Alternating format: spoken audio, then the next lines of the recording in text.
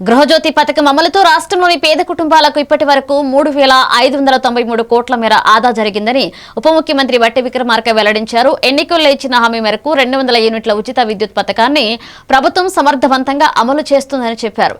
ఈ పథకం వల్ల లక్షలాది కుటుంబాలపై నెలవారీ ఆర్థిక భారం గణనీయంగా తగ్గిందని తెలిపారు. పెరుగుతున్న విద్యుత్ ధరల మధ్య పేదలకు ఇది పెద్ద ఊరటనిచ్చిందన్నారు. ప్రభుత్వ ఖజానాపై భారం ఉన్నప్పటికీ ప్రజల సంక్షేమానికి అత్యధిక ప్రాధాన్యత ఇస్తున్నామని చెప్పారు.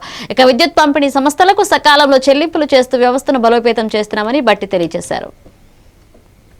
52,82,498 కుటుంబాలకి ఈరోజు ఉచితంగా అంటే వారు కట్టాల్సిన బిల్లుల్ని వారి తరఫున రాష్ట్ర ప్రభుత్వం ఈ ఎస్పీడీసీఎల్కి ఎన్పీడీసీఎల్కి బిల్లులు చెల్లిస్తూ ఉంది అధ్యక్ష.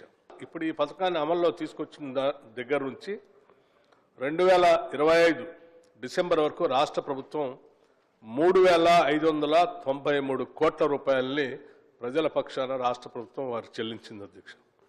ఈ ఆదా చేసినటువంటి 3,593 కోట్ల రూపాయలు వాళ్ళ కుటుంబాలు ఎదగటానికి, వాళ్ళ పిల్లలు చదివించుకోవటానికి, వాళ్ళు ఆర్థికంగా నిలదొక్కుకోవటానికి ఉపయోగపడినందుకు ఈ రాష్ట్ర ప్రభుత్వం ఈరోజు చాలా పథకాన్ని కొనసాగిస్తాం. 200 యూనిట్లు ఉచితంగా రాష్ట్ర ప్రజలకు ఇచ్చినటువంటి మాట ప్రకారం ఇస్తూ ఉంటాం.